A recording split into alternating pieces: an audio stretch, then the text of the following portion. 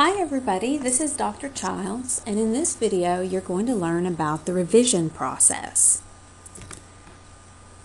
Revision is not something that should take place in a single sitting. Like most people think of revision as being basically running spell check or maybe proofreading or maybe letting somebody else read your paper.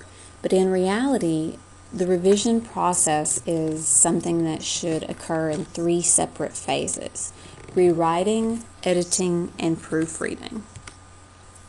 At the rewriting stage, you are considering the larger structural and organizational elements of your paper. So at this stage, you're not really even worried about things like spelling or grammar errors or typos, although if you come across something like that, you should definitely fix it.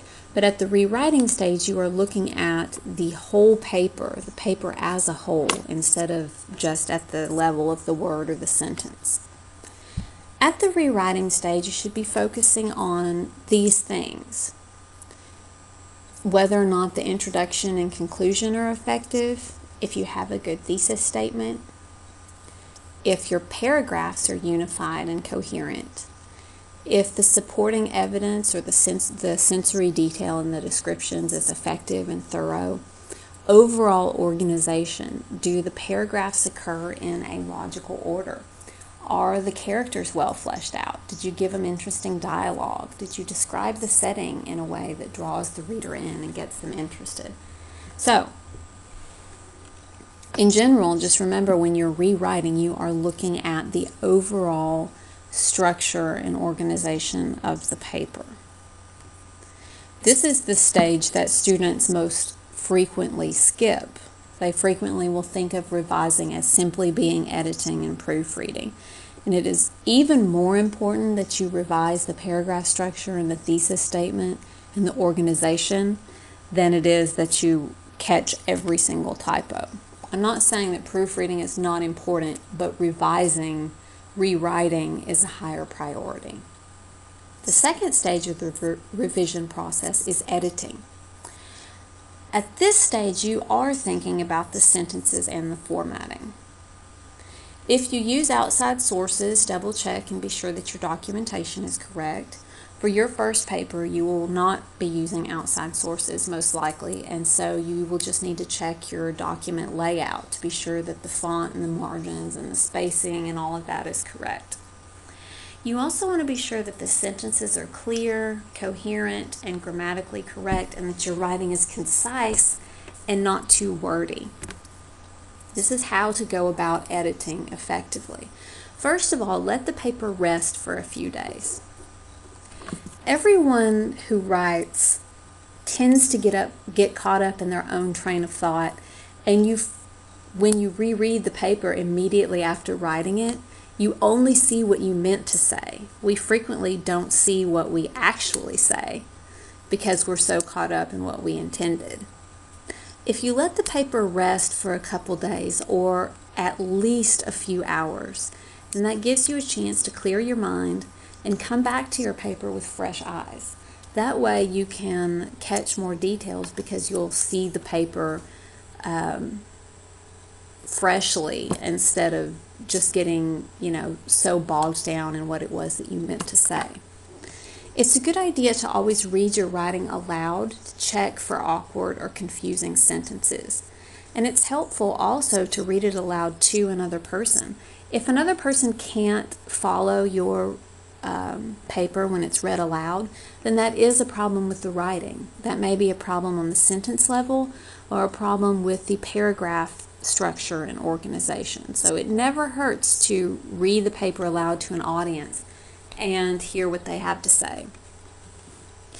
You can also try reading your paper backwards, beginning with the last sentence. Again, this disrupts your train of thought and forces you to focus on the sentences themselves. It's wise to, if you use outside sources, to compare your works cited page to examples in your handbook. If you're not using outside sources, then at least look over your document layout. Compare it to an example in your book to be sure that your paper, the layout of your paper, looks like it ought to. If you know that you struggle with certain grammar problems like sentence fragments, a few sentences, comma splices, whatever. If you know that you struggle with something in particular, then look for that mistake specifically when you're editing. So look at each sentence and check and be sure that it's not a sentence fragment, and so on. And of course, you want to double check your punctuation. Do be aware that the placement of commas, apostrophes, semicolons, every kind of punctuation is not just random, it's not just guesswork. Those punctuation marks are governed by rules. And so you need to either know those rules or you need to be in the process of learning them. Your handbook is a great resource for that. If you're trying to figure out where to put a comma, just go and look at your book and read the comma rules and figure it out. The more you know. Proofreading is the third stage of revising. This is what most people think of when they're thinking about revising. So I do want to point out that this is the final stage. This is the icing on the cake, and it's very important, but proofreading should not be the only revising that you do. Now, proofreading errors are mistakes like typos, misspelled words, text speak like writing you in your paper instead of you, missing words, repeated words, and so on. If your paper has a lot of proofreading errors, it ruins your credibility. It makes it look as though you didn't put any effort into that paper. And so why should the reader put any effort into reading the paper? It creates a poor impression on your reader. Now, if you have one or two typing or spelling errors here or there, obviously that's not ideal. But the real problem is when you have lots of proofreading errors. So one misspelled word is not a make you or break you kind of thing in an essay. Now, in a cover letter for a job, a typo can be a make you or break you thing. And so it is very important for you to learn how to proofread effectively. Spell check can't do all of this work. Now, it is very important to run spell check. It's a great tool. And your work looks even worse if there were obvious spelling errors that spell check could have caught and you just didn't even bother to run spell check. That looks even more unprofessional. But spell check is not a perfect solution. It isn't going to catch usage errors like mixing up the different forms of the word your or the different forms of the word their. It isn't going to catch all of those. Also, if you click spell check and you just click fix all, it is going to just put in its suggestion for your misspelled words. And that's not always the word that you meant. So you have to take spell check with a grain of salt. Use it, but be cautious.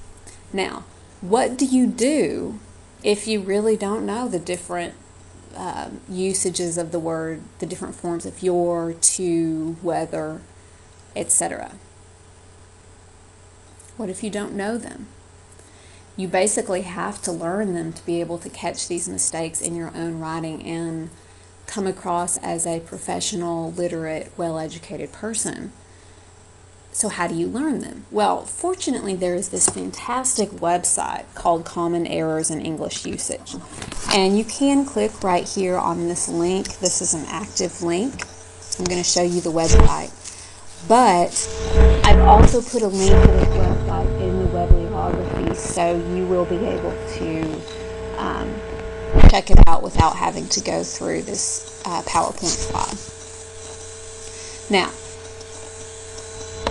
this website teaches you about commonly confused and misused words. Now, let's say that you don't know how to spell the word weather that you want to use. So let's click on the W, and you can see it's set up kind of like a dictionary, right? All these words are listed in alphabetical order, and you just click on the one that you want to learn more about, like weather, weather, or weather. Evidently, there's 3 versions of that word. I actually learned about the 3rd usage of this word from this website. So this is a very useful tool. So the climate is made up of weather, spelled W-E-A-T-H-E-R, whereas W-H-E-T-H-E-R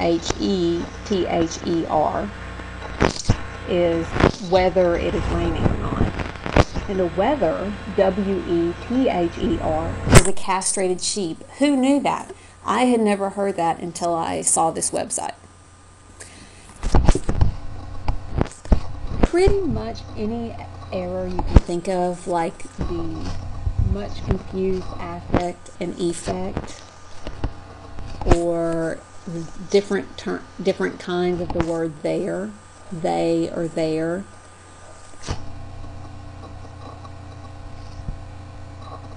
are listed here on this website. So if you want to learn more, if you're not sure about a word or a saying, or how to spell a word, then you can just come check it out here. It even has tiramisu.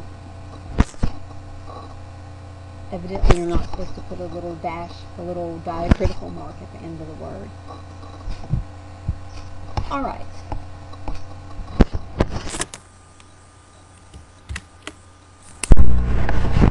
Now, you got to learn these correct spellings, how to avoid these usage errors.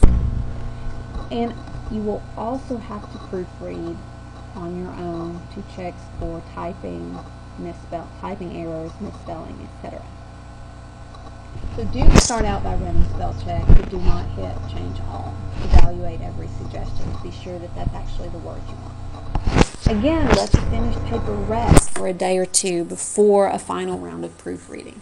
Ideally, you should have a final or near final version of a draft at least 4 or 5 days before the due date.